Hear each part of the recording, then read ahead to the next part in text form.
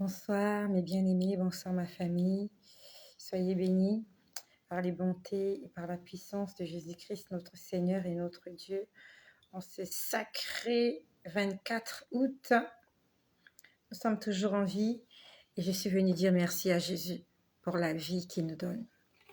Qu'est-ce que c'est merveilleux d'appartenir à Jésus-Christ. Qu'est-ce que c'est merveilleux d'être sous sa couverture divine. Je bénis ta présence, je bénis ta vie. Et je te remercie pour la confiance que tu accordes à ce qui se passe ici. Et merci de ce que tu es un instrument dans les mains du Très-Haut afin de ramener à la bergerie tous ceux et toutes celles qui se sont égarés. Bonsoir à Doria Makoso. Bonsoir à Missa. Bonsoir à Pépin Malanda, notre frère. Bonsoir. Soyez bénis dans le nom puissant et glorieux de Jésus-Christ, notre Seigneur et notre Dieu.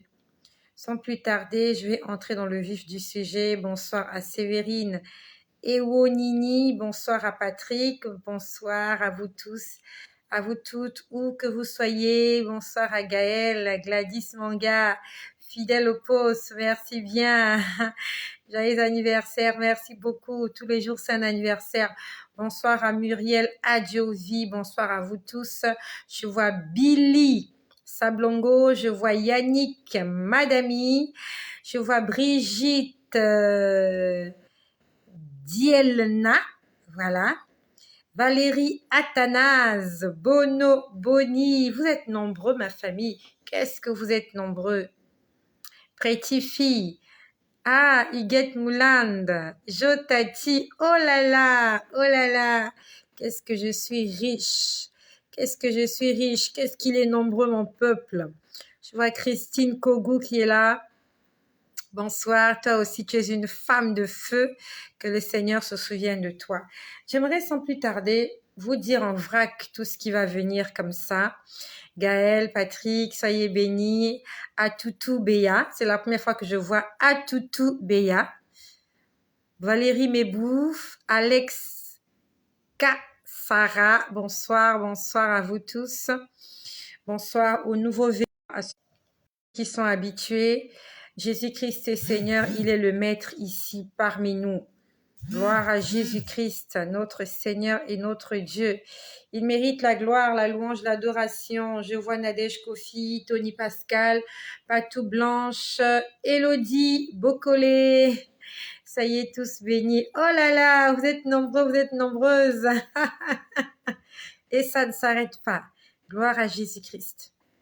Merci. Si tu es venu te connecter ici, c'est parce que tu as été attiré par le Seigneur. Tu n'es pas arrivé ici par hasard. Ce n'est pas une simple coïncidence. Bonsoir à Madly Désiré. Bonsoir à vous tous. Ce n'est pas une coïncidence. Tu n'es pas arrivé ici par hasard. Tu n'as pas atterri ici par hasard. C'est parce que tu as reçu un appel solennel. Bonsoir à Obirita, bonsoir à Linda, bonsoir à Draman. Draman Aïdara. Ok, je vais bien, merci bien, merci bien. Sans plus tarder, je vais entrer dans le vif du sujet. Je vais vraiment dire des choses par rapport Je me laisse guider par le Saint-Esprit, voilà. Je me laisse guider par le Saint-Esprit. Ah, merci Bono Boni, merci de partager. Gloire à Jésus. Raïssa Dibéa. Merci, merci de partager ce message, s'il te plaît. Plus nous partageons, plus nous impactons le monde. Beverly. Sur les réseaux sociaux, il y a tellement d'histoires vaines. Il y a tellement d'histoires qui ne nous procurent rien du tout, mais qui amusent la galerie. Il y a tellement de bêtises sur les réseaux sociaux qui attirent des foules, mais pour rien. Nous devons utiliser cet engouement-là pour prêcher l'évangile. Comment est-ce qu'une vidéo vulgaire, comment est-ce qu'une simple vidéo vulgaire de 2 personnes qui se battent peut engendrer autant de commentaires, autant de vues, autant de partages? Quelque chose qui ne procure rien de bon. On voit deux personnes se battre. On voit deux personnes qui se battent. On voit une personne qui mange, qui vous présente son plat. On voit quelqu'un qui danse. Mais il faut voir comment les gens, ils aiment les bêtises. Comment les gens aiment les bêtises. Quelqu'un qui passe là, qui insulte quelqu'un d'autre. Les gens s'insultent entre eux et c'est ça que le monde aime. Le monde aime la vulgarité. Le monde aime l'imbécilité. Le monde aime la stupidité. Quand tu fais quelque chose de stupide, quand tu fais quelque chose de bête, quand tu fais quelque chose d'insensé, le monde t'aime. Il te vénère. Il t'applaudit. Il te donne une couronne. Mais quand tu parles des choses sensées, quand tu annonces des belles paroles qui sont là pour réconforter, qui sont là pour sauver, qui sont là pour délivrer, pour guérir, les hommes ne font pas attention à cela. Les hommes aiment la bêtise. Sur une vidéo où on conseille des gens et sur une autre où on s'insulte, les gens vont aller regarder là où on s'insulte, là où on se bat. Ça les amuse. Et c'est ça le monde d'aujourd'hui. C'est ça le monde d'aujourd'hui. Comme il est écrit dans la parole de Dieu, dans les derniers temps, plusieurs s'attacheront à des doctrines de démons. Plusieurs vont abandonner la vérité. Plusieurs vont abandonner des choses sensées. Plusieurs vont abandonner la recherche du bonheur vrai et parfait, pour aller s'accrocher à des futilités. Aujourd'hui, il n'y a plus de punition. Aujourd'hui, on accepte même ce qu'on n'acceptait pas il y a de cela quelque temps. La pédophilie, l'homosexualité, la sorcellerie, la magie, l'escroquerie. C'est devenu à la mode. Des femmes qui escroquent des hommes qui escroquent des femmes, des parents qui vendent leurs enfants, des enfants qui vendent leurs parents, qui sacrifient leurs parents. C'est ça qui est à la une actuellement. C'est ça que les gens aiment. Quelqu'un qui mange de la chair humaine, ça intéresse les gens. Mais quand tu parles du salut de l'âme, quand tu parles de Jésus, les gens ne sont pas intéressés. Les gens sont intéressés à des choses qui ne leur procurent rien.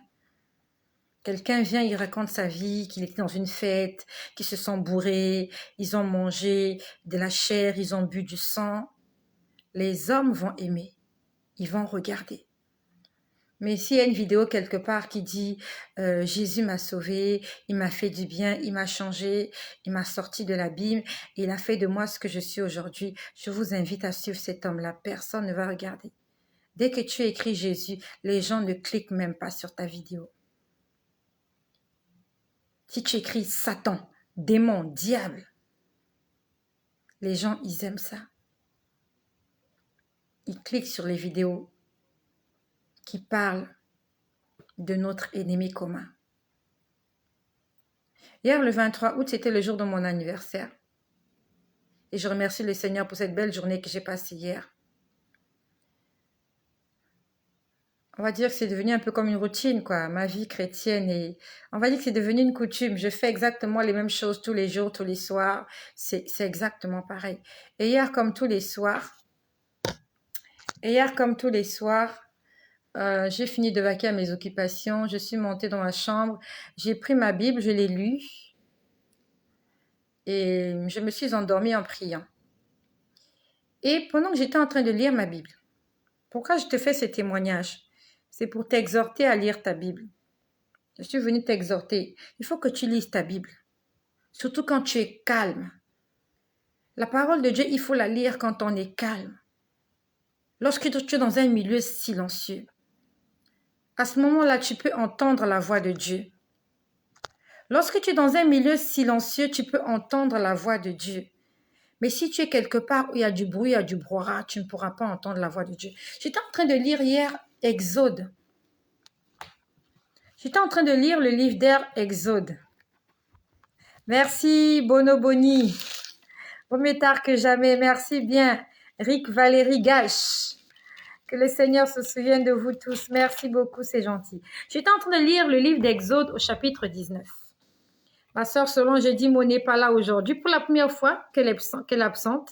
Elle est toujours là, ma sœur Solange Idimo. J'espère que tu vas bien, ma sœur, là où tu te trouves, même si tu n'es pas connectée. J'espère vraiment que tu vas bien. Je suis tellement habituée à te lire. Bonsoir Abine Toundembele. Je suis tellement habituée à te lire, Solange. Tu n'es pas là et tu me manques déjà. Bonsoir Rufin Patnelli, même si c'est pas manifesté. Kikoum Jean-Pierre. Ah, bonsoir. C'est notre évangéliste. Bonsoir à Marcel de Leslie, même si elle n'est pas encore là. Voilà, Rufin Patnelli, Solange Edimo, Marcel de Leslie. Il y a notre sœur aussi, Rayon du Soleil, Madly Désiré, Pazé. J'ai beaucoup de sœurs. Je vois Beverly qui est là. Happy birthday. Thank you very much. Ah, Pazé. Je savais que tu étais là. Ma sœur Pazé, Alice. Je savais que tu étais là. Donc hier, j'étais en train de lire Exode chapitre 19. J'étais en train de lire exactement le verset 14. Lorsque j'étais en train de lire le verset 14, bonsoir à Jenny Gamana, bonsoir à Faustin Kondala Jonathan. Lorsque j'étais en train de lire Exode chapitre 19, verset 14, j'ai entendu quelque chose. Bonsoir à Antou.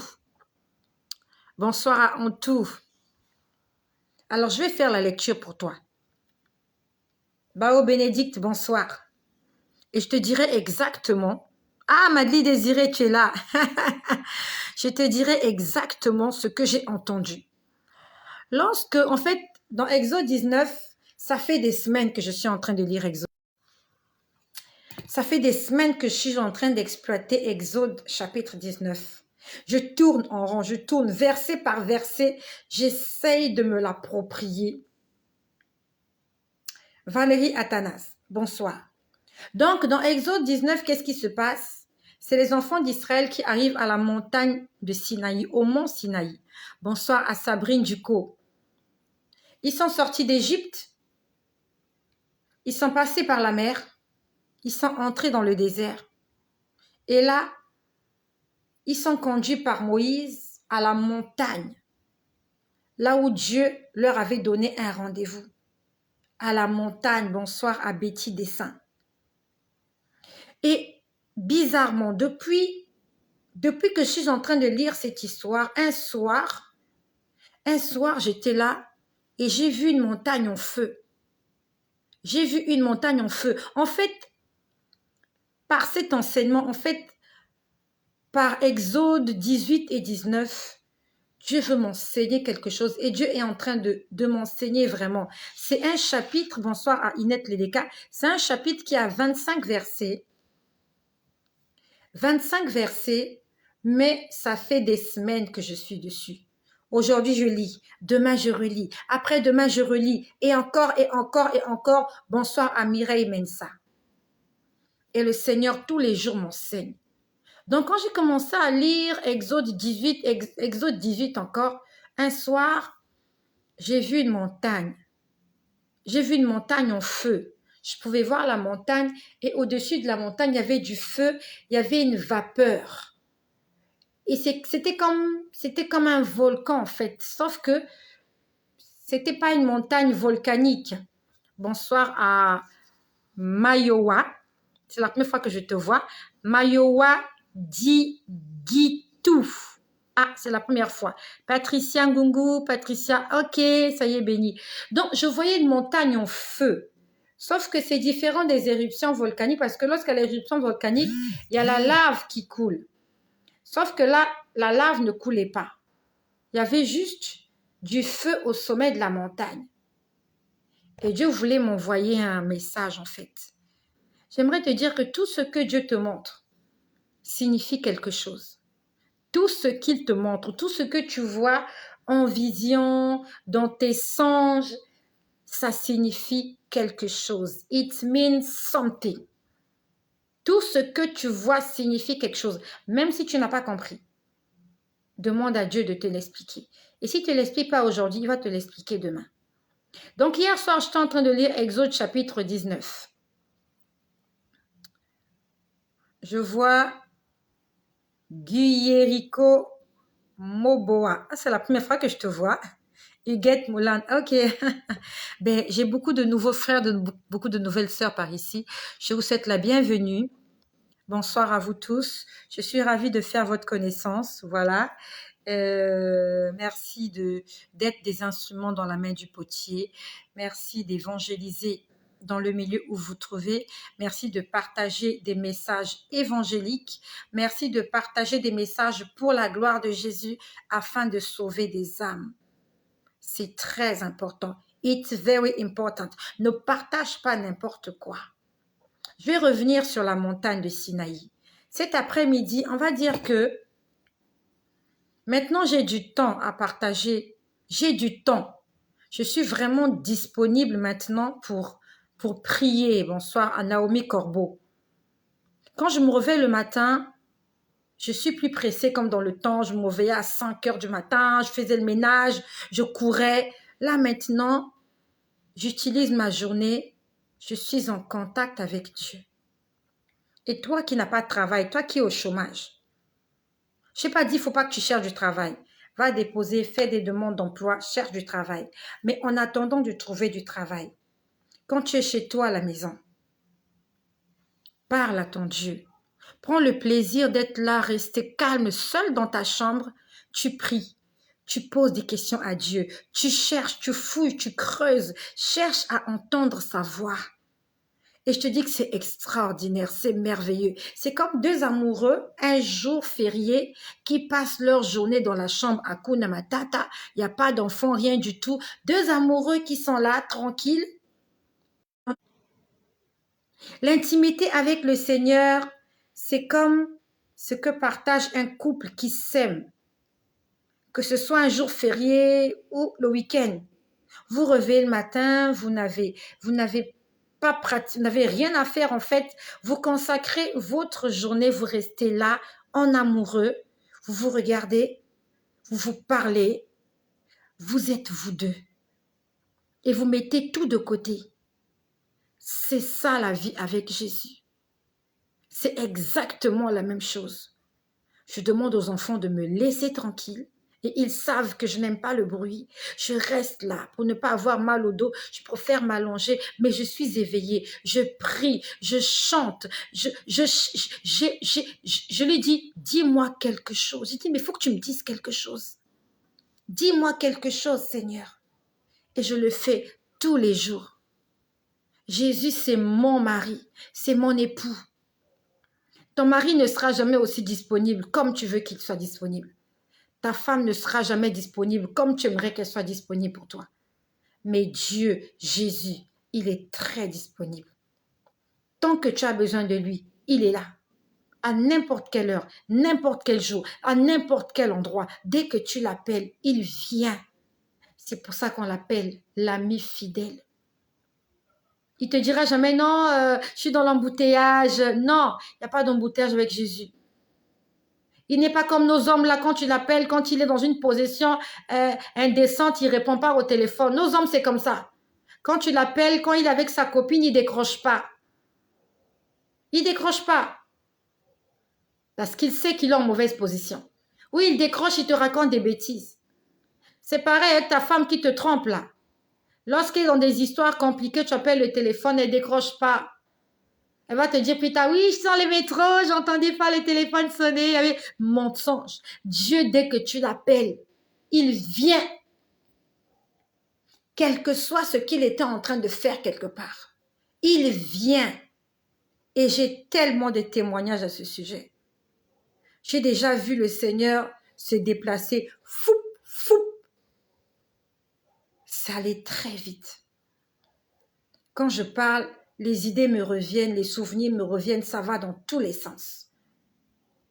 J'ai vu le Seigneur, j'ai vécu une expérience spirituelle comme ça. C'était un samedi. C'était un samedi. En quelle année, je ne sais plus. Bonsoir à vous tous qui êtes là. Je vois Salifou, Francine, je vois Copé, je vois... Vous êtes nombreux, vous êtes nombreuses. Oh là là, j'ai de nouveaux amis par ici. Que le Seigneur vous bénisse tous. Vous les nouveaux venus. Que le Seigneur se souvienne de vous. Ce matin-là, c'était un samedi. Je ne me rappelle plus en quelle année. Et quand je parle de ces choses, ce sont des voyages en esprit. J'appelle ça le ravissement en esprit. Dieu vient me prendre en esprit pour me montrer des choses. Mon corps reste allongé sur le lit, mais mon esprit va quelque part. Et pendant que je suis en train de parler, je suis en train de voir tellement de choses. Qui travaille dans une maison de retraite ici? Le Seigneur m'a montré une maison de retraite et une chambre où il y a des gens très âgés. Dans cette chambre-là, il y a des gens très âgés qui ont du mal à se lever même. Je vois 3 lits dans cette chambre-là. Ce sont des personnes très âgées.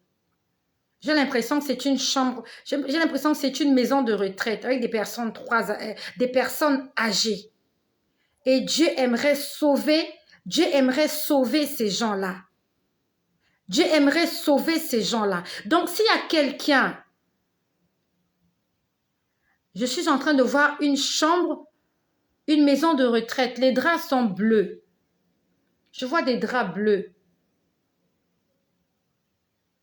Et dans cette chambre, il y a 3 personnes. Ce sont des hommes d'un certain âge, des vieillards, qui ont vraiment du mal à marcher. Et il y a un, je vois, il est couché sur le ventre. Alors, je ne sais pas quel problème il a.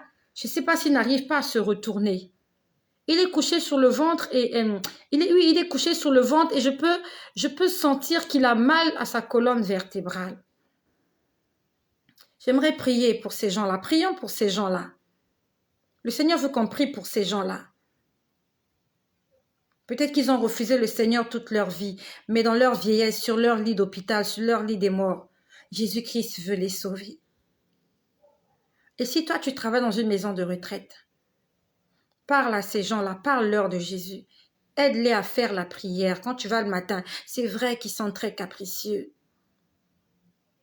Mais avant de le faire, demande au Seigneur de t'accompagner. Parce que le Seigneur veut aussi sauver ces gens-là. Même si durant toute leur vie, ils ont fait des bêtises. C'est comme toi et moi, on a fait tellement de bêtises. Mais le Seigneur Jésus-Christ, jusqu'à présent, Ebenezer, il continue de prendre soin de nous. Parce qu'il nous aime. De la même façon qu'il t'aime, c'est comme ça qu'il aime les autres. Donc toi qui travailles dans une maison de retraite, avant de prendre ton service le matin, prie. Et quand tu es en contact avec ces gens-là, parle-leur de Jésus. Même s'ils te repoussent, cherche des manières, tout doucement, tout gentiment. Tu leur parles du ciel. Tu leur dis qu'il y a de belles choses au ciel. Et tu leur demandes si tu peux les aider à faire leur prière, parce que Dieu veut les sauver aussi. Et j'aimerais prier pour ces gens. Seigneur, je te prie pour toutes ces personnes qui sont dans des lits d'hôpital, dans des maisons de retraite, et surtout dans cette chambre où tu m'as conduite, où il y a trois vieillards qui sont là. Seigneur, je prie, Seigneur, que tu puisses sauver ces 3 personnes, que tu sauves ces 3 hommes. Je ne sais pas qu'est-ce qu'ils ont fait dans leur vie, mais je peux sentir l'amour, la pitié, la compassion que tu as pour eux. Et je prie au nom de Jésus qu'ils t'appellent dans leur faiblesse, qu'ils prononcent ton nom. Je prie, Seigneur, qu'ils prononcent le nom de Jésus avant de quitter cette terre. Je t'en supplie, je te prie pour le salut de toutes les âmes que tu m'as données, qui pourront être en contact avec moi, soit directement ou indirectement. Je prie, Seigneur, que ta puissance se manifeste dans leur vie, au nom puissant de Jésus-Christ. J'étais en train de voir une montagne ce jour-là. Au sujet de cette montagne, le Seigneur m'a beaucoup enseigné. Il m'a en fait rappelé la mission qu'il m'a donnée. La mission qu'il m'a donnée et la mission qu'il a donnée à plusieurs personnes, dont toi, c'est de repartir en Égypte, aller faire sortir nos frères qui sont encore sous le joug de l'ennemi, sous le joug de Pharaon, sous le joug des Égyptiens. Quand nous allons repartir en Égypte, ce n'est pas pour aller être encore sous la servitude de l'ennemi, mais c'est pour aller prendre nos frères qui sont restés et pour les amener à la montagne de l'Éternel. Et nous n'allons pas seuls. Le Seigneur va nous accompagner. Il va nous assister. Lorsque Dieu t'envoie dans une mission, il met toutes les conditions. Toutes les conditions sont réunies pour que tu réussisses. Le Seigneur était en train de me rappeler ma mission ce jour-là. C'était un soir, je voyais la montagne au feu et je ne comprenais pas. Et c'est quelque temps plus tard, à force d'exploiter, de lire le livre j'ai commencé Genèse 18, Genèse 19, le Seigneur m'a fait comprendre ma mission. Il était en train de me dire, tu es Moïse. Ce que Moïse a fait, c'est ce que toi tu dois faire. De la même façon que Moïse ne s'était jamais fâché contre les enfants d'Israël, il m'a dit, toi tu ne dois te fâcher contre personne. Mais tu dois prier, tu dois intercéder en faveur du peuple que tu as sorti d'Égypte. Il m'a dit, c'est ça ta mission. Mais tu ne feras pas comme Moïse, tu ne dois pas me trahir. Tu vas faire entrer ce peuple. Il m'a dit, tant que tu resteras confiante, obéissante,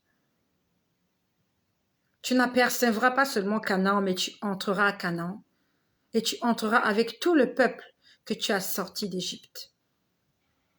Et c'est ça ma mission. Lorsque tu lis Exode 19, tu comprends que Dieu a voulu avoir un contact personnel avec chaque enfant d'Israël. Et qu'on ne s'approchait pas n'importe comment de la montagne. Il fallait être saint. Et hier, j'étais en train de lire Exode 19. Pour la 40e fois, je ne sais même pas si pour la 40e fois que j'étais en train de lire ce chapitre-là. Et quand je suis arrivée au verset 14, Moïse descendit de la montagne vers le peuple. Il sanctifia le peuple et ils lavèrent leurs vêtements. Quand j'étais en train de lire ce passage, j'ai entendu une voix parler. Moi, j'étais en train de lire au fond du cœur. Moi, je lisais au fond du cœur. Mais j'ai entendu quelqu'un parler audiblement. Exode chapitre 19, verset 14, on dit exactement ceci. Moïse, j'enlève Moïse, je mets Estelle. Estelle descendit de la montagne vers le peuple. Donc, c'est comme si j'ai fini de prier et je suis venue faire une vidéo. C'est exactement ça. J'ai fini de consulter Dieu, de parler avec Dieu et je descends pour vous annoncer les oracles de l'Éternel, pour vous transmettre qu'est-ce que Dieu a dit, pour vous transmettre les tables de la loi, les 10 commandements. C'était ça la mission de Moïse. Estelle descendit de la montagne vers tous les abonnés de Tu vas le leur dire. Elle sanctifia tous les abonnés et ils lavèrent leurs vêtements. Quand je suis arrivée à laver leurs vêtements, j'ai entendu, moi c'est écrit, ils lavèrent leurs vêtements, point, et il dit au peuple, soyez prêts dans 3 jours. Quand j'étais en train de lire, ils lavèrent leurs vêtements, j'ai entendu, moi j'ai dit leurs vêtements, j'ai entendu de miracles. Donc c'est comme si on voulait me dire, ils lavèrent leurs vêtements, mais on a complété leurs vêtements de miracles. Ce que je te dis, je l'ai entendu hier. Je ne dormais pas. C'est pas un songe que je t'explique. C'est pas un rêve. C'est pas une vision. J'étais là assise, je lisais ma Bible avant de dormir. Et pendant que je lisais ma Bible, il y a quelqu'un qui a complété le verset. Qui a complété le verset? Question mark. C'est écrit, ils lavèrent leurs vêtements. Moi, j'ai dit qu'au fond de mon cœur, je lisais, ils lavèrent leurs vêtements. J'ai entendu de miracles. Donc, ils lavèrent leurs vêtements de miracles. Tu veux que je t'explique ce verset ou tu l'as déjà compris? En fait, Dieu est en train de dire ceci.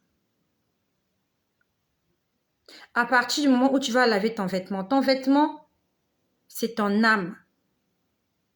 Ton vêtement, c'est toi. Lorsque tu donnes ta vie à Jésus, il te revêt d'un vêtement de gloire. Et c'est à toi de garder ce vêtement-là propre ou de ne pas le garder propre. Et ce vêtement-là, tant que tu le laves, le miracle t'accompagne. C'est pas moi qui ai dit, c'est hier, c'est lui qui me l'a dit. Il sanctifia, on parle de sanctification. Sanctification, ça veut dire aspirer à des choses que Dieu aime, que Dieu agrée, à des choses pures, à marcher dans la justice. Il sanctifia le peuple et ils lavèrent leurs vêtements. Et j'ai entendu quelqu'un parler, la personne a dit, de miracle. Donc j'aimerais envoyer un message à tous ceux qui veulent vivre le miracle dans leur vie. Tu veux vivre le miracle. La Bible nous dit, fais de l'Éternel tes délices et il te donnera ce que ton cœur désire. Fais de l'Éternel ta priorité. Fais de l'Éternel le centre de ta vie. Le matin quand tu te réveilles, tu penses à lui. Dans la journée, tu penses à lui. Lorsque tu prends ton déjeuner, ton petit déjeuner, ton goûter, ton souper, je sais pas, tu penses à lui. Le soir, quand tu rentres chez toi, tu penses à lui. Lorsque tu lis le livre de Deutéronome 28, dans Deutéronome 28, à partir du verset 1, laisse-moi, je vais te lire ça. Deutéronome, c'est dans l'Ancien Testament. Dans Deutéronome 28, lorsque tu lis Deutéronome 28, du verset 1 au verset 14, il y a 14 versets qui parlent de la bénédiction qui accompagne l'obéissance. Ça veut dire que lorsque tu obéis à Dieu, il y a des choses que tu ne demanderas pas. Dieu va te les accorder. Il a dit, j'ordonnerai à la bénédiction de te suivre. Deutéronome 28, à partir du verset 1. Si tu obéis à la voix de l'Éternel, ton Dieu, en observant et en mettant en pratique tous ces commandements que je te prescris aujourd'hui, l'Éternel, ton Dieu, te donnera la supériorité sur toutes les nations de la terre. Il n'a pas dit veiller et prier.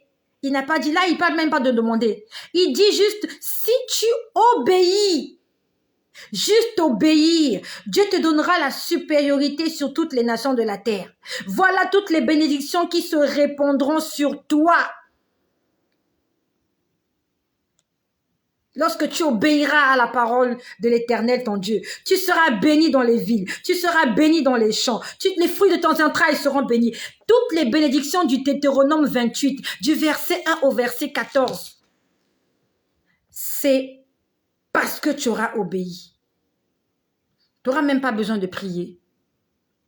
Juste le fait d'obéir, Dieu ordonnera à la bénédiction de courir derrière toi. C'est-à-dire que c'est pas toi qui vas chercher la bénédiction. La bénédiction va sentir ton odeur et va te patrouiller sur toute la chair, sur toute la terre.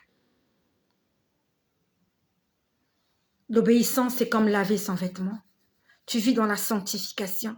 Tu obéis au commandement de l'Éternel, à tous ses préceptes. C'est ça la sanctification. Lorsque tu te sanctifies, lorsque tu laves tes vêtements, Dieu te revêt d'un vêtement non seulement de gloire, mais de miracle. Le miracle t'accompagnera. J'aimerais prier pour toi, c'est vrai. Mais j'aimerais te demander, est-ce que tu as lavé tes vêtements? Je peux prier pour toi, le miracle s'accomplit. Ça ne va pas te sauver. Le miracle dans ta vie ne te sauvera pas. Mais si tu marches dans la sanctification, si tu laves ton vêtement de façon permanente, si tu obéis à la voix de l'Éternel, ton Dieu, tu n'auras pas à courir derrière les prophètes, tu n'auras pas à chercher la bénédiction. Elle viendra vers toi. C'est elle qui va te chercher. J'ai entendu ça hier. J'ai arrêté de prier. J'ai dit, Seigneur, tu viens de m'enseigner quelque chose. Et quand on parle là des enfants d'Israël, ils n'ont pas encore entendu la voix de Dieu. Jusque-là, ils sont en train de se préparer à rencontrer Dieu. C'est-à-dire que Dieu est en train de... Dans ce chapitre-là, je peux faire un séminaire. C'est sans prétention.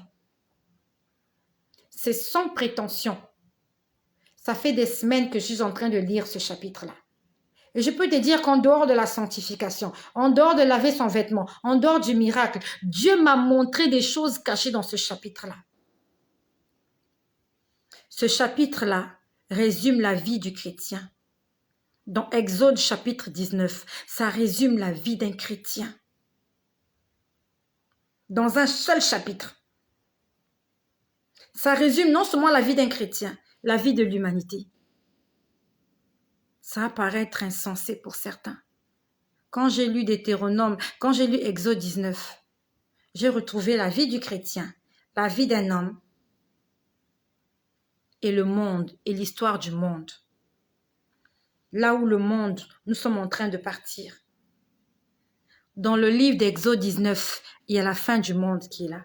Et si tu n'as pas les yeux, tu ne comprendras pas qu'il y a la fin du monde qui est là. Quand tu lis Exode 19, il y a l'enlèvement. 19, il y a l'enlèvement. Il y a l'enlèvement, on parle de l'enlèvement, mais c'est caché. C'est caché. Dans Exode 19, ce qui s'est passé dans Exode 19, c'est exactement ce qui se passera lors de l'avènement du Fils de Dieu, lors de l'enlèvement. Ce qui est dit dans Apocalypse, là, on a dit ça dans Exode 19. Si tu n'as pas des yeux spirituels, si tu n'as pas la compréhension spirituelle, si tu n'as pas des oreilles spirituelles, tu vas lire ce verset comme tous les autres versets, tu vas comprendre que dalle. Raison pour laquelle on a besoin du Saint-Esprit. We need the Holy Spirit. On a besoin du Saint-Esprit. Si tu n'as pas le Saint-Esprit, tu vas lire, tu ne comprendras rien. Mais quand tu as le Saint-Esprit, tu te laisses guider. La Bible ne devient pas un bouquin pour toi. La Bible devient le livre par excellence. Tu ne le lis pas comme un harlequin. Tu le lis pour le comprendre. Non seulement pour le comprendre, mais pour mettre en application ce qui est écrit. Dans la Bible, tu vas chercher le secret de tous tes problèmes. La solution à tous tes problèmes se trouve dans la Bible. Le problème est que tu ne lis pas la Bible. Peut-être qu'il y a des réponses que Dieu va te donner, ça se trouve dans la Bible. Mais comme tu ne lis pas, la réponse qu'on doit te donner aujourd'hui, Dieu va te répondre dans 2 ans parce que c'est dans 2 ans que tu vas lire ce chapitre-là. Dieu veut que tu lises maintenant, que tu apprennes à lire, que tu prennes goût à lire. Mais tu ne lis pas. Tu ne lis pas. C'est comme tu caches un trésor dans la maison. Ça arrive. On cache quelque chose dans la maison et on dit aux enfants, trouvez ce que j'ai caché. Mais si les enfants ne fouillent pas, ils ne trouveront pas là où tu as caché les Kinder, là où tu as caché les Twix, là où tu as caché le chocolat. Ils ne trouveront pas s'ils ne cherchent pas. Une fois, ma fille a retourné la maison pour trouver là où j'avais caché la pizza. La veille, je vais acheter la pizza. Je ne leur avais pas donné, je ne sais plus pour quelle raison. J'avais caché ça dans les habits. Ils ont retourné la maison toute la matinée. La maison, elle est grande. Jusqu'à trouver le carton de pizza. Ils ont mangé la pizza, ils ont laissé le carton vide. Je me suis dit, quelle énergie, quelle volonté pour des pizzas, même pas des pizzas, pour une pizza. Ils ont fouillé la maison toute la matinée pour trouver là où je vais cacher la pizza. Et ils ont trouvé. Et ils ont mangé. Et le soir, quand je reviens, le carton était là, il était vide. C'est comme les souris. Tu as une souris chez toi, même si tu as caché les vêtements même si tu as caché la nourriture dans les vêtements, la souris va aller détecter là où ça se trouve. Parce qu'elle est déterminée. Mais pour les chrétiens ne sont pas déterminés. Les chrétiens, on n'aime pas chercher, on n'aime pas fouiller. On dit à Dieu, tu as caché ça, moi, j'aime pas fouiller. J'ai pas envie de fouiller. Moi, j'aime qu'on me dépose ça sur un plateau comme ça. Dis-moi, ta femme, elle est tombée du ciel. Un matin, tu t'es réveillé, tu as rencontré ta femme à l'arrêt du bus, et le lendemain, vous êtes mariés, c'est ça? Ton mari, là, Tu l'as rêvé la nuit et le matin, tu l'as rencontré à ton lieu de service et la semaine qui suivait, vous êtes mariés. Non. Vous avez fait un bout de chemin ensemble. Vous avez essayé de vous plaire. Tu t'es quand même investi dans cette relation pour en arriver où tu es. Même si tu n'es pas marié. Aujourd'hui, tu as eu tes examens. C'est venu comme ça. Tu as eu tes diplômes comme ça. Ou bien tu as étudié tes leçons. Tu as passé des nuits blanches. Tu as fait des recherches. Tu es allé sur Internet. Tu as interrogé tes profs. Tu as cherché, n'est-ce pas? Pour avoir ton examen. Tu as cherché, tu as fouillé. Tu as reniflé. Même pour avoir un visa. Un visa pour aller en France, un visa pour aller aux États-Unis. Vous voyez comment les gens se meurent. Il y a ceux qui sont prêts à prendre la Méditerranée juste pour se retrouver en Europe. Ils prennent des risques, à leur risque et péril. Ils montent dans des barques tout en sachant peut-être que je n'y arriverai pas. On le fait pour une meilleure vie. Parce qu'on se dit que de l'autre côté, les choses seront plus faciles pour moi. Je vais risquer. Mais Dieu ne nous demande pas de prendre des risques. Nous, on n'a pas de risque à prendre. C'est juste chercher. Et chercher, ça demande juste du temps et de la volonté. Il n'y a aucun risque en cherchant. Lorsque tu lis la parole de Dieu et que tu cherches à la comprendre, il n'y a aucun risque, tu ne mourras pas. Même ça, on ne veut pas. Lire, on ne veut pas lire. Méditer, on ne veut pas. Prier, on ne veut pas. Mais quand on dort la nuit, on rêve que les problèmes vont s'arranger tout seuls.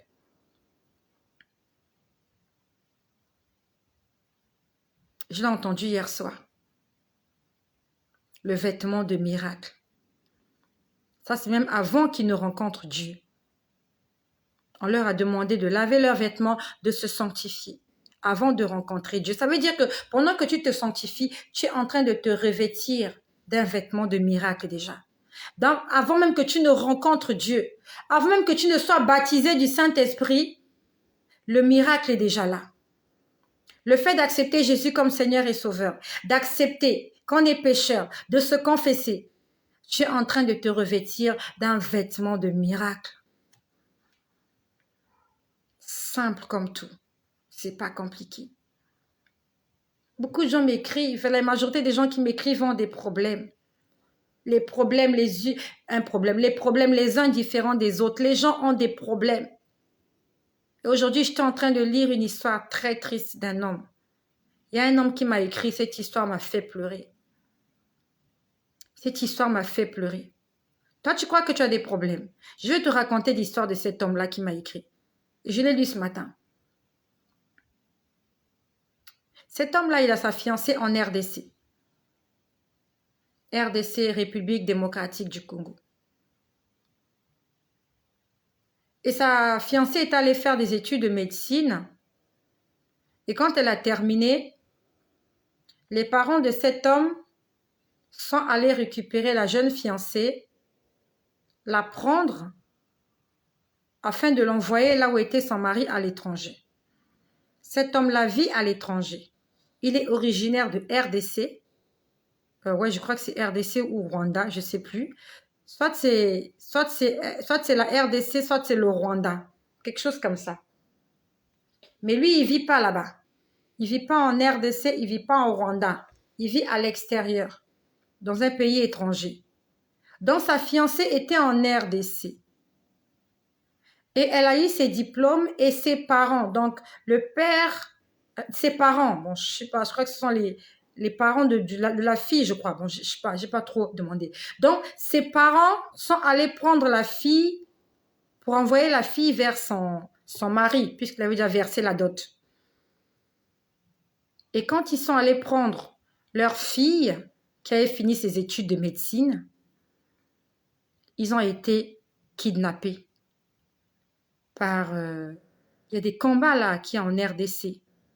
Ils ont été kidnappés par l'armée des rebelles là. Ils ont été séquestrés. Et lui, de là où il est à l'étranger, il était au courant. Il attendait sa femme. Sa femme ne venait pas. Elle avait été kidnappée par les forces rebelles. Je te laisse imaginer ce que cet homme-là pouvait vivre quand il a appris la nouvelle. Quand t'annonces que ton père, ta mère, ta femme ont été kidnappés et que ces ravisseurs-là demandent une rançon de 1000 $. Il fallait donner 1000 $. Tu dis que tu as des problèmes. Mets-toi à la place de cet homme-là et dis-moi ce que toi tu aurais fait. Aujourd'hui, je t'invite à 3 jours de jeûne et de prière afin qu'on puisse chercher la face de Dieu. Tu ne jeûnes pas, tu ne pries pas. Même dans ton église locale, même dans ta vie personnelle de prière, tu ne veux même pas prendre une semaine, tu ne veux même pas prendre un jour dans la semaine où tu aimerais chercher la volonté et la face de Dieu dans ta vie. Tu ne veux pas. Tu cherches les prophètes sur les réseaux sociaux. Tu écoutes des prédications en longueur de journée. Des prédications qui n'ont même pas changé ta vie. Tu ne cherches aucune intimité avec le Seigneur. Tu ne cherches rien du tout. Tu es là, tu mènes ta vie comme bon le semble. Et dès qu'il y a un problème, tu paniques. Quand j'ai lu cette histoire, je me suis dit, non mais, moi je ne souffre pas. Je me suis mise à la place de cet homme. Tu es dans un pays étranger. Qu'on te dise que les siens, ta famille, ils sont séquestrés quelque part. Il y a ta femme et il y a 2 personnes âgées. Des personnes âgées. Qu'on va mettre, je ne sais pas, dans une pièce, qu'on va chicoter, qu'on va battre. Tu ne sais pas ce qui va se passer. Est-ce qu'on va les violer? Est-ce qu'on va les découper? Tu n'en sais rien. Non mais dis-moi, est-ce que tu pourras dormir la nuit? Aujourd'hui, quand Dieu te réveille la nuit pour prier, dès que tu te réveilles, tu prends ton téléphone. Tu attends qu'il y ait des problèmes pour commencer à jeûner, veiller et prier. C'est maintenant qu'il faut apprendre à le faire. C'est maintenant qu'il faut le faire. La nuit est avancée, le jour approche. Quand j'ai entendu cette histoire, j'ai dit Seigneur, oh Seigneur, assiste cet homme. Seigneur, assiste cet homme. Et si c'était toi?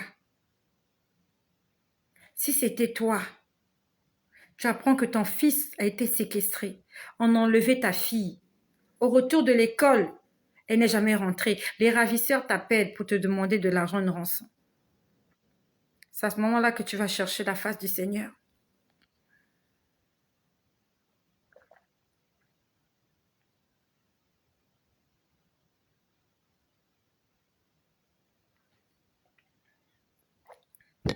La Bible nous dit que le diable rôde, cherchant qui dévorer. Ça veut dire que pendant qu'il rôde, si la porte est ouverte, il va entrer. C'est un voleur. Il vient pour voler, tuer, égorger, détruire. Si la porte est ouverte, il entre et il sème la désolation. Nous devons tous les jours, de façon quotidienne, chercher la face du Seigneur. Recommander nos vies, la vie de nos enfants, de nos familles, de nos nations, entre les mains du Seigneur. Cet après-midi, le Seigneur m'a rappelé une vieille scène. Il m'a rappelé une vieille scène. Ça s'est passé. Ça fait longtemps que ça fait longtemps que ça s'est passé. Avant le Covid. Peut-être ça fait longtemps.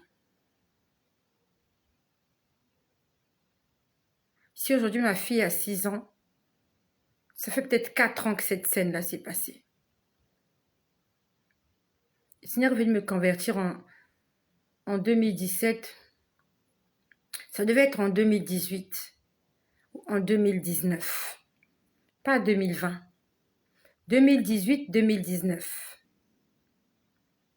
Ce soir, c'était un midi. Ce midi-là, j'avais faim.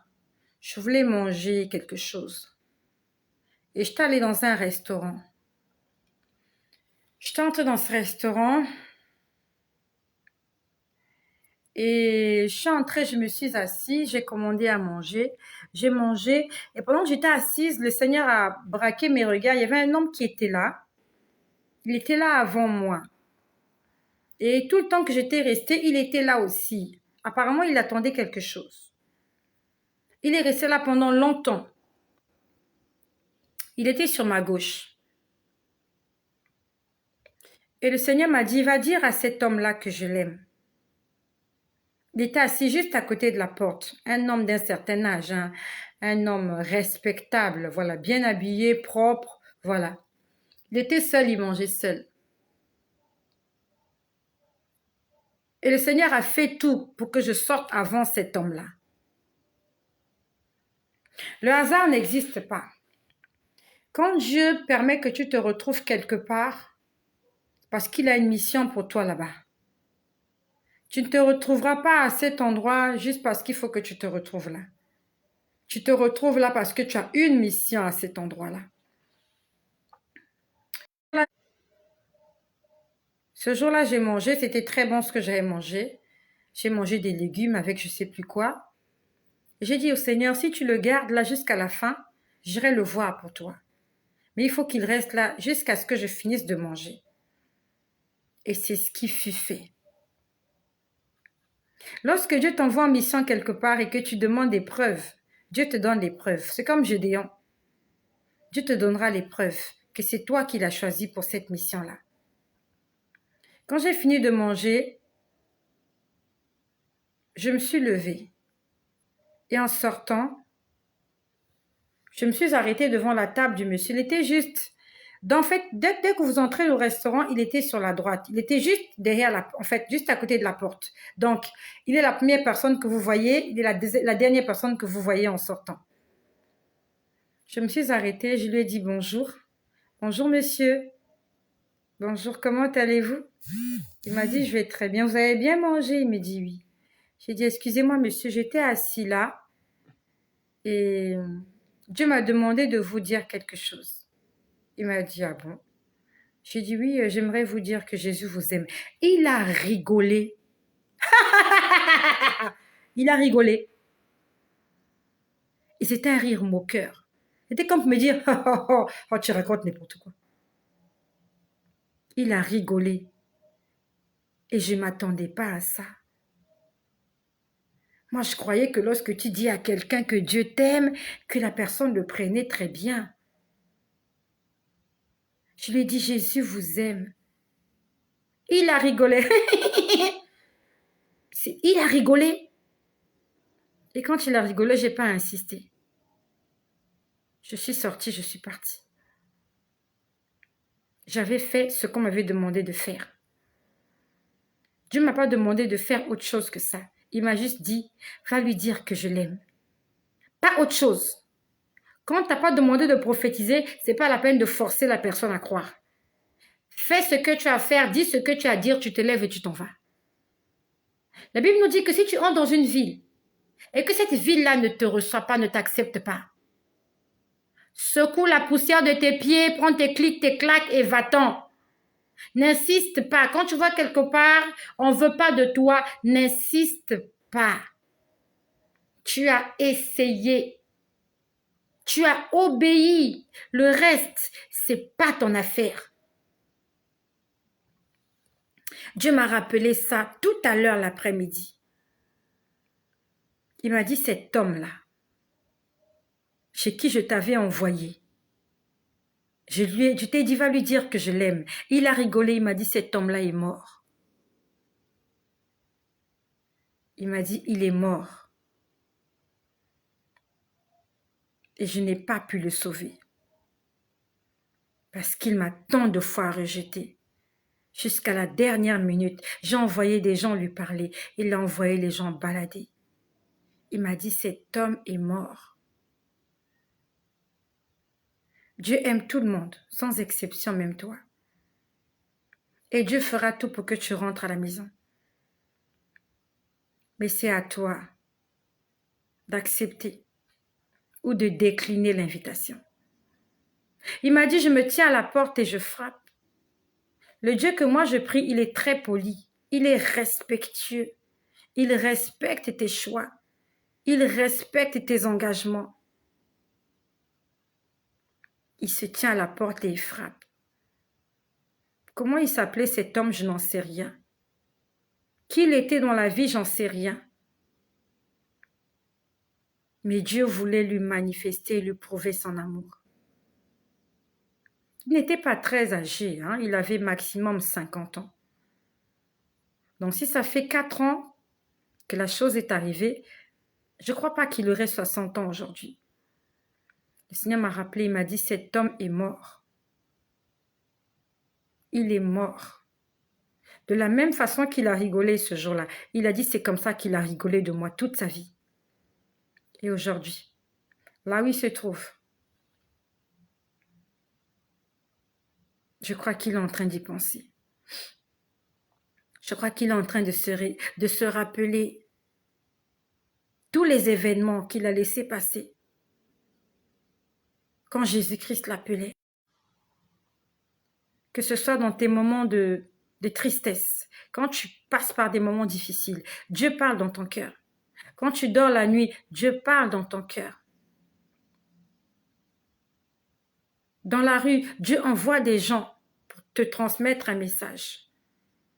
Mais que fais-tu de tout ça?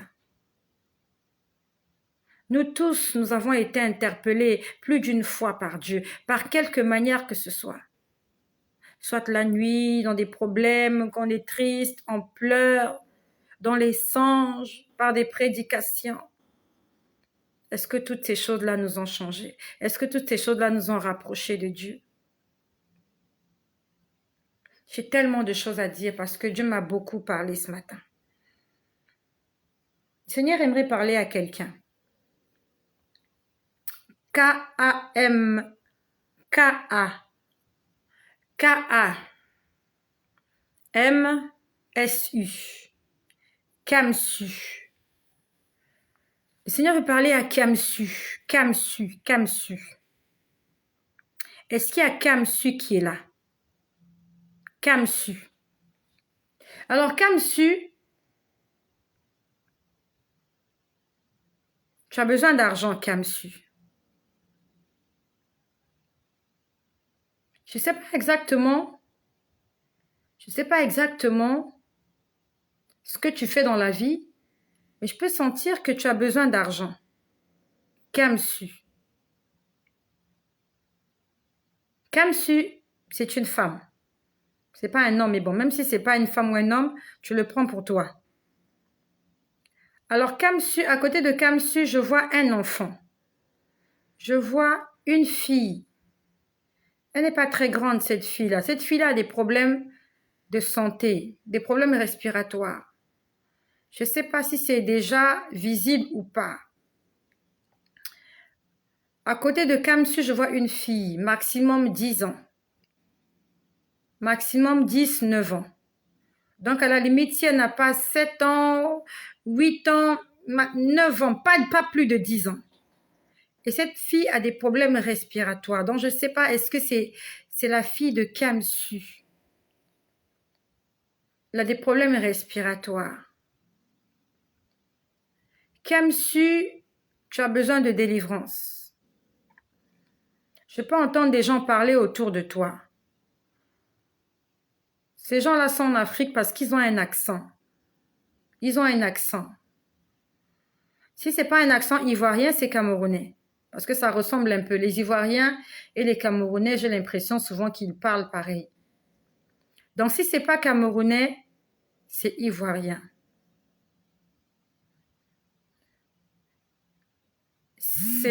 Ton problème, il est familial en fait. Je suis en train de parler à Kamsu. À côté de Kamsu, il y a un enfant, une petite fille qui est malade. Et j'ai pris que le Seigneur puisse guérir cette petite fille-là de ses problèmes respiratoires. Au nom de Jésus, que cette petite fille soit guérie. Et pareil pour toutes les petites filles qui sont malades, pour tous les enfants qui sont malades à l'hôpital. Que le Seigneur guérisse ces enfants. Je commence à avoir mal à la tête. Que le Seigneur guérisse tous les enfants malades. Comme si tu as besoin d'argent. Et tu fais des choses, en fait, ce que tu fais, en fait, tu es poussé de le faire. C'est pas toi. Il y a un esprit qui est derrière toi. Je vois cet esprit-là te pousser. L'esprit te pousse à faire des choses. Et pendant qu'il te pousse, il te pousse tellement violemment qu'à un moment donné, je te vois perdre d'équilibre et tomber. C'est pas toi. Il y a un esprit derrière toi qui te pousse à faire des choses. Et à force de te pousser, tu vas tomber.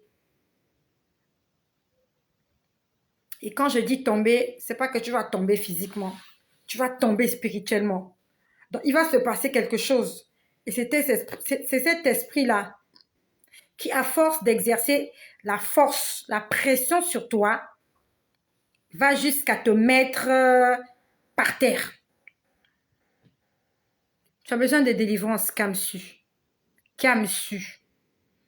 Je ne sais pas combien de personnes ont ce nom-là. Mais le détail qu'on donne à Kamsu, c'est que Kamsu, il y a un enfant à côté de toi. C'est une fille qui a des problèmes respiratoires. Cette fille a maximum 10 ans. Sinon 9, 8, quelque chose comme ça. Et cette fille-là ne fait pas son âge en fait. Elle ne fait pas son âge. Elle a des problèmes respiratoires. Que le Seigneur Jésus te vienne en aide. C'est pas la peine d'aller chez les marabouts. Ils vont te finir ton argent. Déjà que tu en as besoin. Je suis en train de voir, tu as besoin d'argent. Tu as besoin d'argent. Ne va pas chez les marabouts, va pas chez les féticheurs.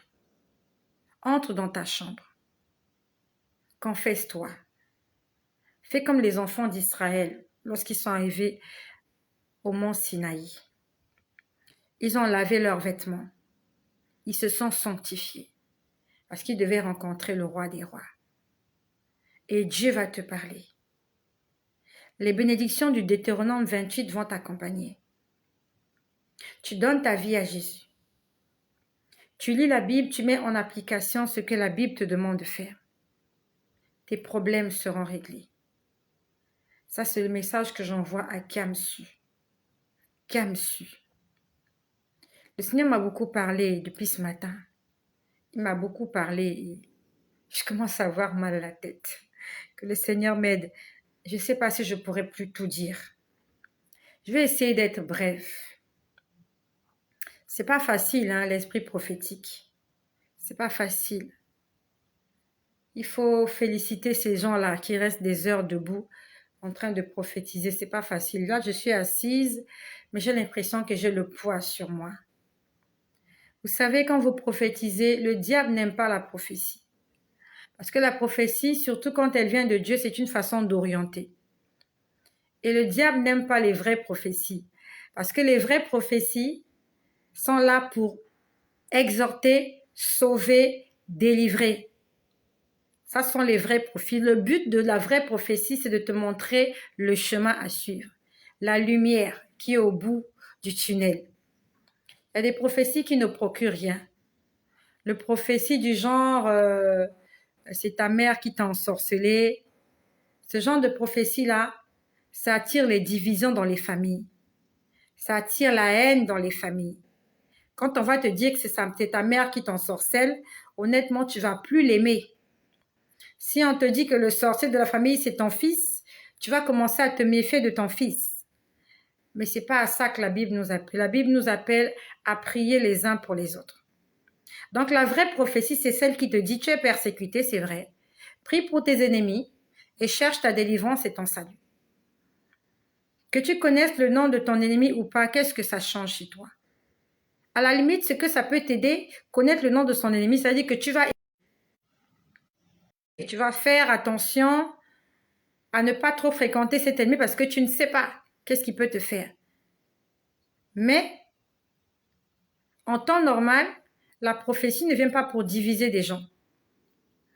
La prophétie vient pour éclairer les gens et le diable n'aime pas ça.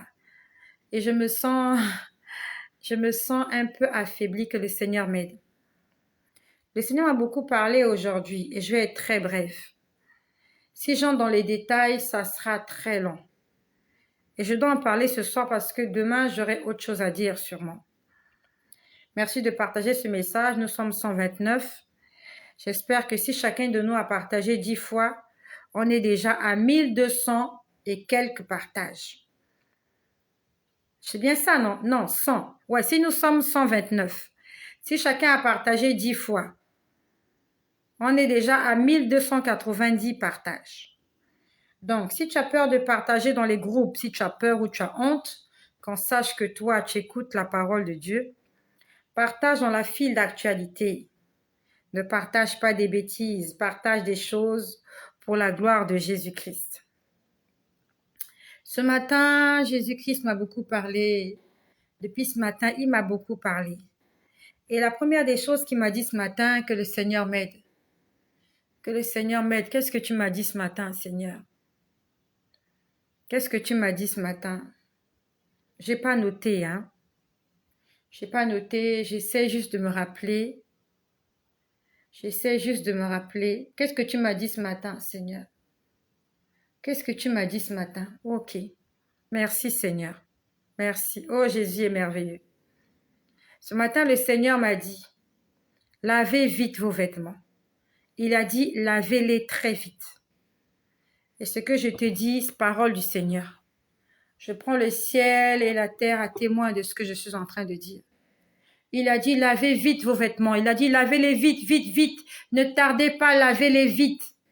Je pouvais voir des tissus sales, comme des draps. Je voyais des draps sales. Et on disait, lavez-les vite. Lavez, lavez, lavez, lavez vite. On a dit, lavez vite. Et quand on dit laver vite les vêtements, tu sais ce que ça signifie. On a dit lavez vite, vite, vite, vite.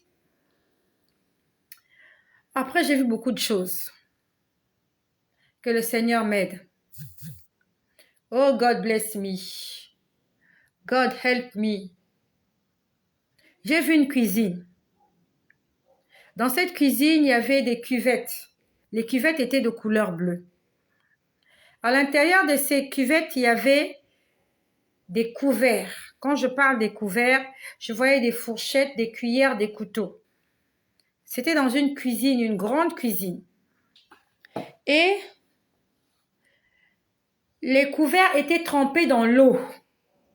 C'est comme lorsque tu as fini de débarrasser la table, tu prends les assiettes, tu trempes ça déjà dans l'eau. Donc, ça veut dire que tu t'apprêtes à laver les assiettes. En bon français, à faire la vaisselle.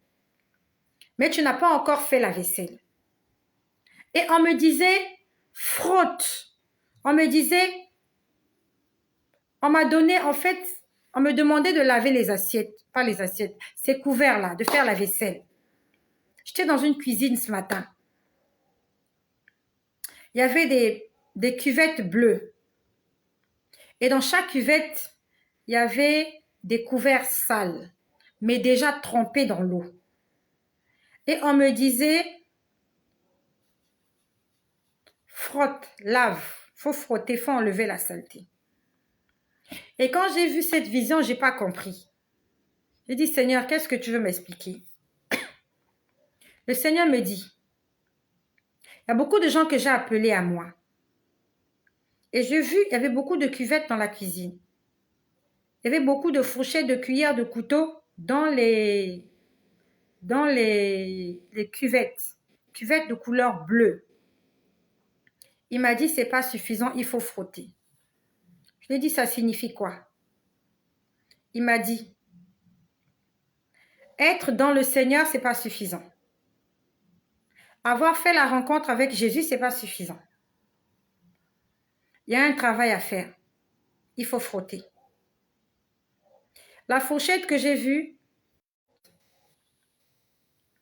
une fourchette correspond à une personne. Je suis désolée de faire des vidéos longues, surtout pour ceux qui sont sur YouTube.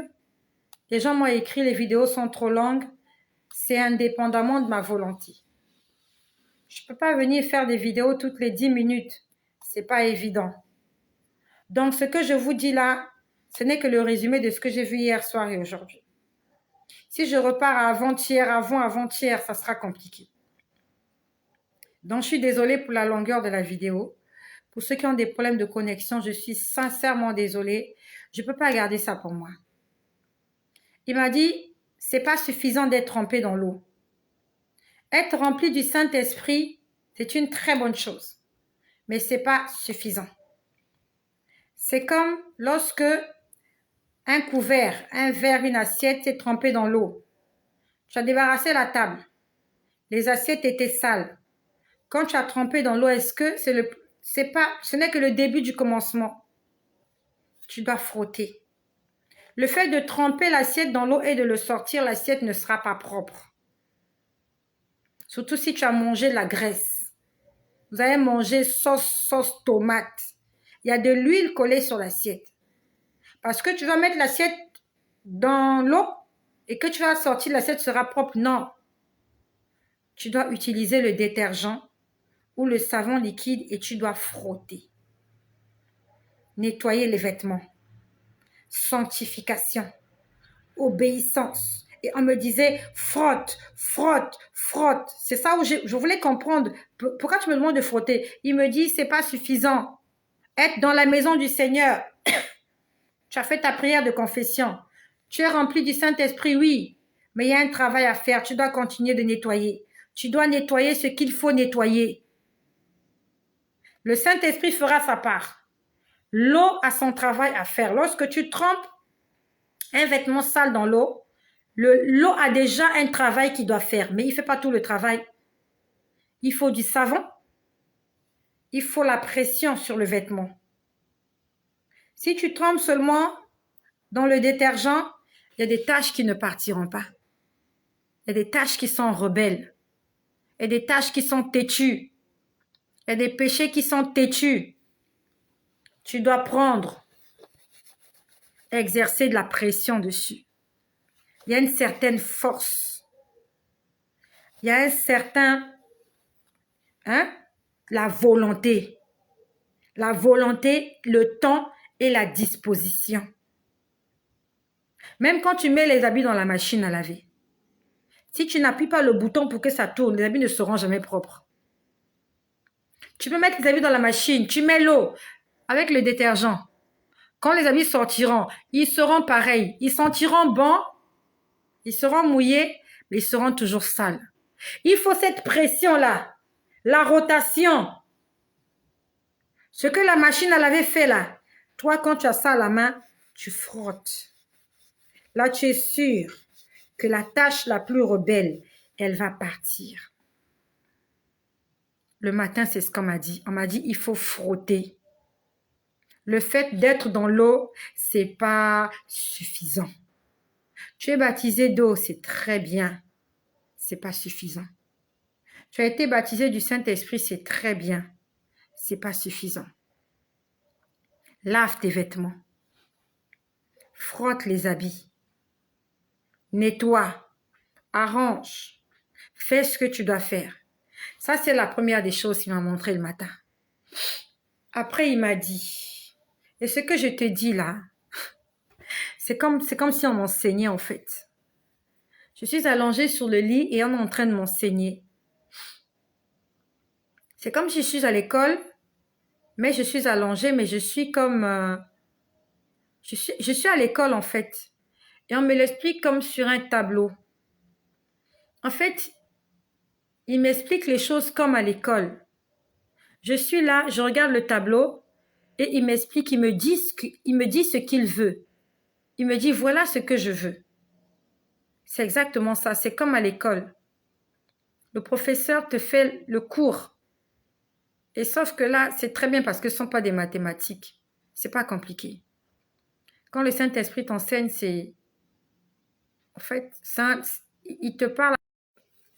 Quand le Saint-Esprit t'enseigne, il te parle avec un langage très facile, avec un français facile, et tu comprends ce qu'il veut en fait. Et il m'expliquait ça comme sur un tableau. Je pouvais le voir comme sur un tableau. J'étais comme une élève en classe et on m'expliquait les choses que tu as vu, ça, c'est comme ça qu'on fait.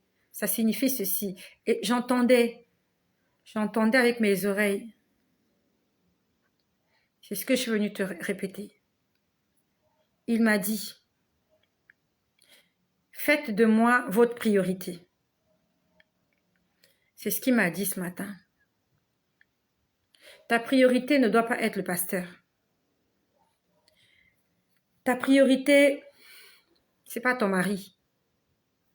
Ta priorité, ce ne sont pas tes enfants. Ta priorité, ce n'est pas ton travail. Ta priorité, ce n'est pas ta personne.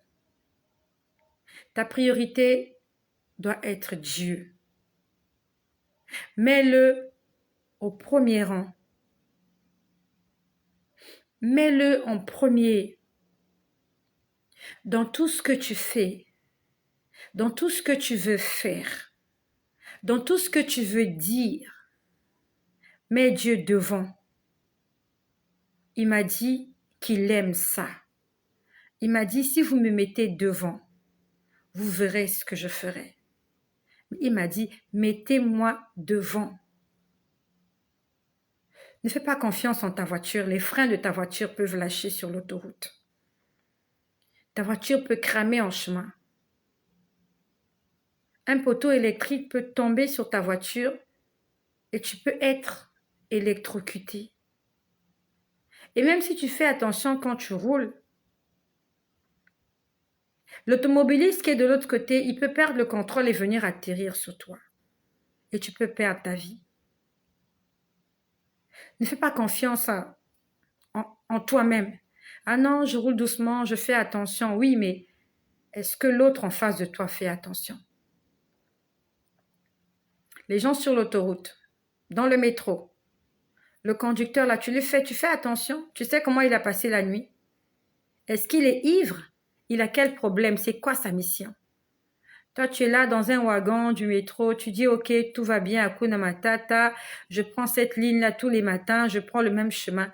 Qui t'a dit que la vie, c'est du copier-coller? Il y a un jour où les choses seront différentes. Mets Dieu au centre de tout ce que tu fais. Mettons Dieu au centre de tout. De tout, de tout. T-O-U-T. L'après-midi, il m'a dit, soyez violents. Il m'a dit, forcez les choses. Honnêtement, là où je te parle, je n'ai pas de verset biblique pour accompagner ce que je te dis.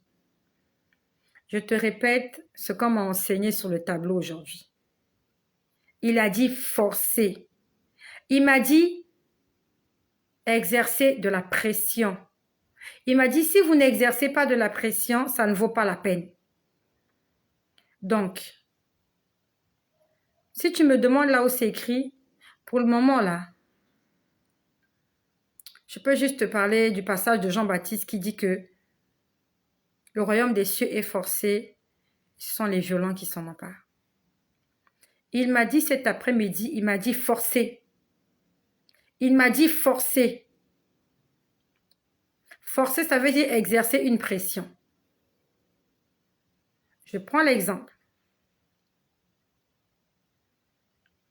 Si tu arrives un jour chez toi, tu mets la clé dans la serrure, la porte ne s'ouvre pas. Est-ce que tu vas rester là, tu vas commencer à parler à la porte? Ah, mais pourquoi tu t'ouvres pas? Ah, finalement, mais comme la porte ne s'ouvre pas, je vais dormir à l'hôtel. Non. Tu vas essayer de défoncer la porte. C'est pareil pour ta voiture. Si tu n'arrives pas à démarrer la voiture, tu vas forcer. Tu vas ouvrir le capot, regarder la batterie, regarder les fils, te poser la question qu'est-ce qui se passe, regarder un peu, essayer de pousser. Tu appelles les gens, venez pousser, voir un peu ce qui se passe. Tu es en train de forcer. Si tu essaies d'ouvrir la porte de ta voiture, si un jour ton téléphone tombe, qui s'éteint, qui ne s'allume pas, quand tu le prendras, tu vas essayer. Tu ne diras pas, ah, ça ne s'allume pas, ok, on jette à la poubelle. Non, mon ami, arrête de mentir. Nous tous, on a eu des téléphones qui sont tombés en panne un jour. Quand le téléphone tombe, il ne s'allume pas là. Tu attends. Après, tu dis, bon, je laisse un peu. Peut-être tout à l'heure, tu prends, tu branches, tu essayes, tu forces, tu forces, tu forces, tu forces. Tu as fait une demande d'emploi une fois. On ne t'a pas appelé. Tu fais une demande d'emploi encore quelque part. Et encore, et tu attends. Tu es en train de forcer. Il y en a combien là, tu as fait une demande une fois. Après, tu dis, bon, comme j'ai fait la demande, là-bas, on ne m'a pas appelé. Donc, voilà, je ne travaille plus. Non. Tu as fait la demande dans telle entreprise, tu en feras dans une autre, ainsi de suite. Tu vas continuer. Jusqu'au jour où tu trouveras quelque chose. À ce moment-là, tu auras eu tu auras eu raison. Même dans nos maisons, quand les prises ne marchent pas, on essaie de taper sur les prises. Dans le temps, quand on avait des grosses télés avec des grosses têtes, là, quand la télé ne marche pas, on venait taper sur la télé, pam! T'as connu les anciens systèmes là, avec les grosses télés, là? Quand ça marche pas, on tapait sur la tête, la télé, pam! Pam! Pourquoi? Et souvent, ça marchait. Dès que tu tapes sur la télé, là, les images s'arrangent. Le son revient. Et les téléphones comme ça, il y a des gens qui ont des téléphones comme ça, quand le téléphone sonne,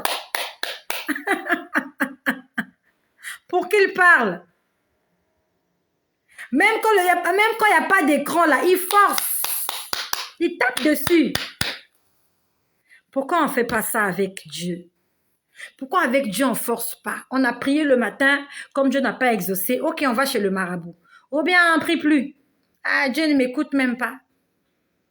Dieu ne t'écoute pas. Et tous les matins, tu te réveilles quand même.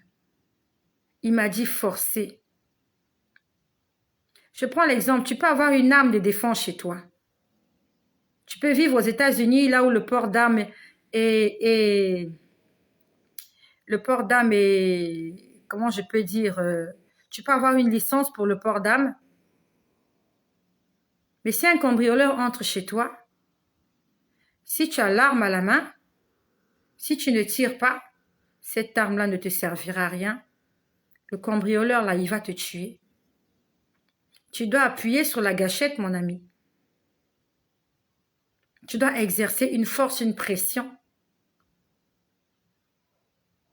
Si le cambrioleur vient chez toi et que tu ne te bats pas, c'est lui qui va te tuer.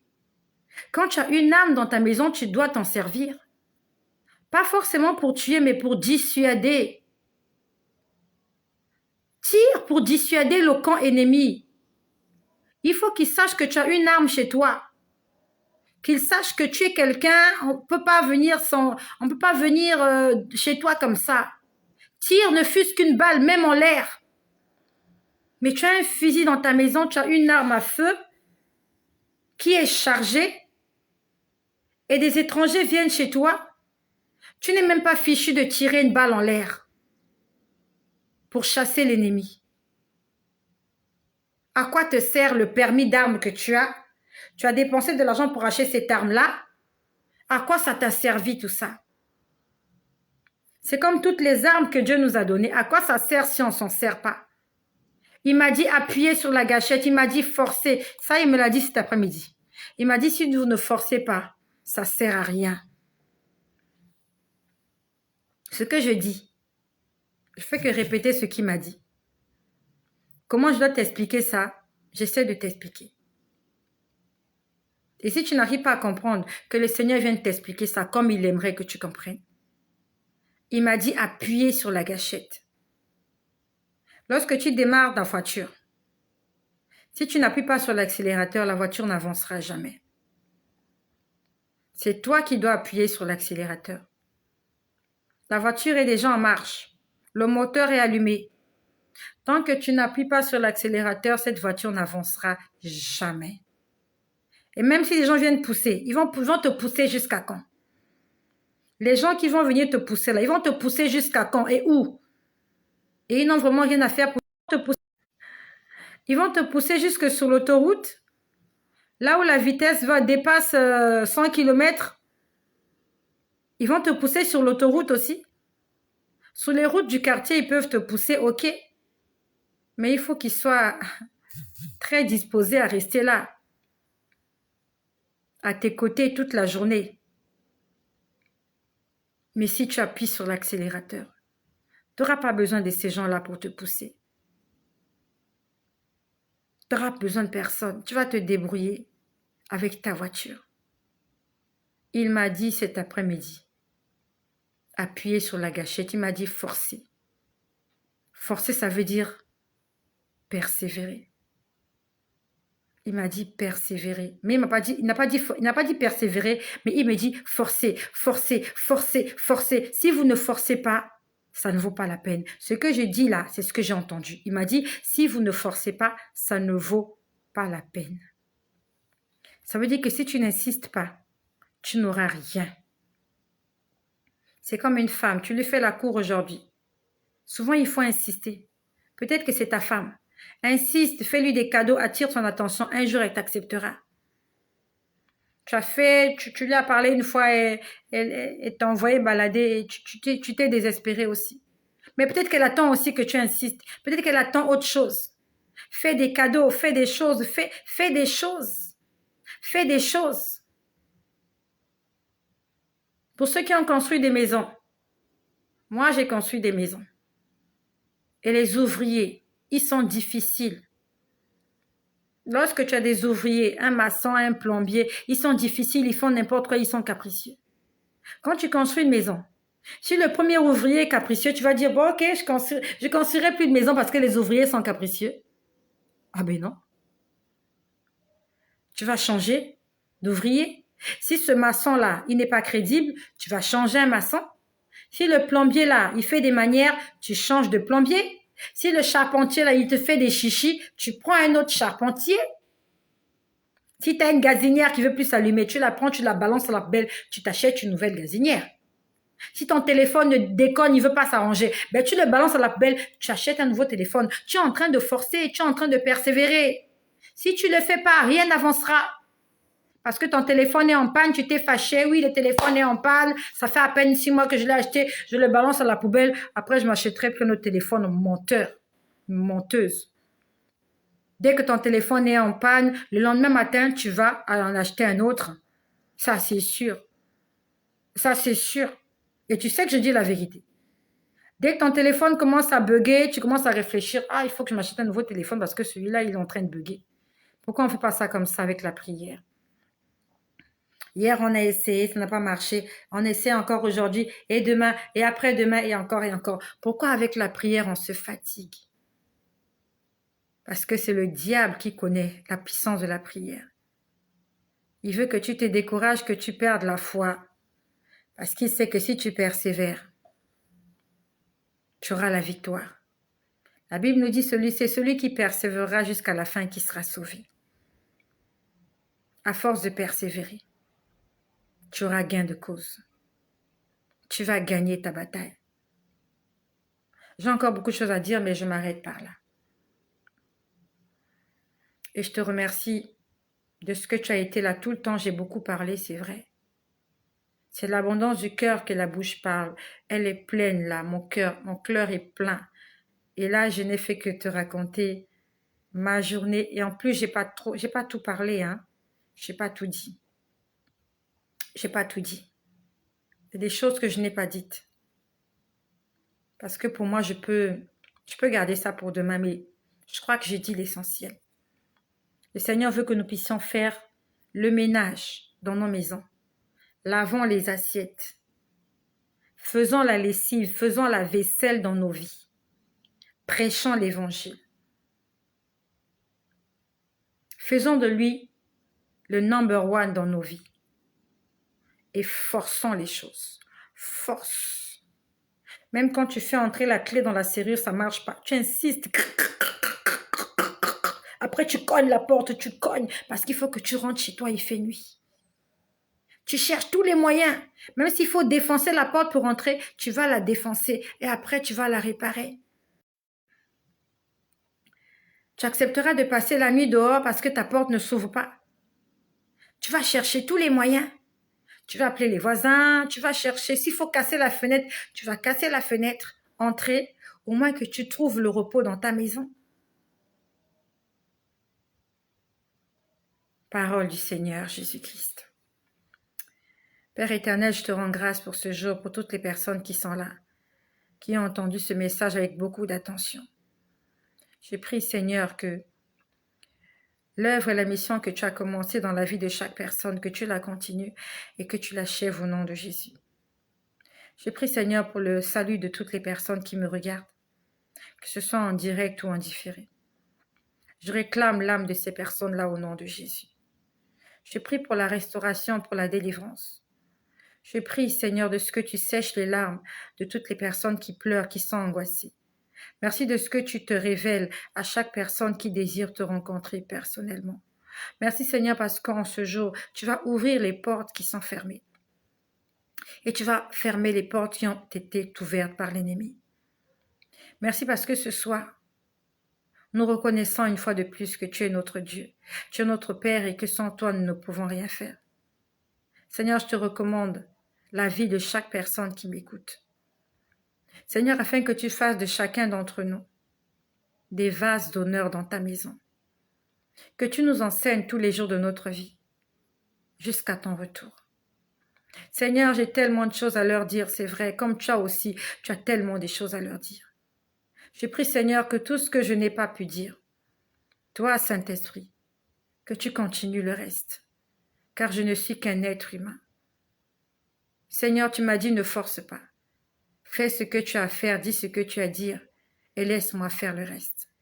Je prie, Seigneur, que tu fasses le reste dans la vie de chaque frère qui m'écoute, dans la vie de chaque sœur qui m'écoute.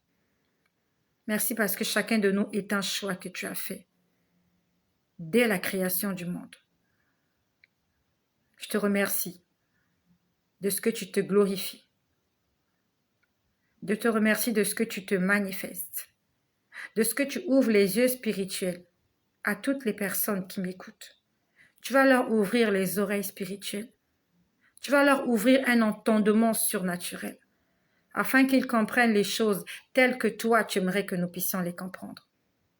Nous nous abandonnons entièrement entre tes mains et nous prions, Seigneur, que tu fasses de nous ce que tu as prévu faire de nous.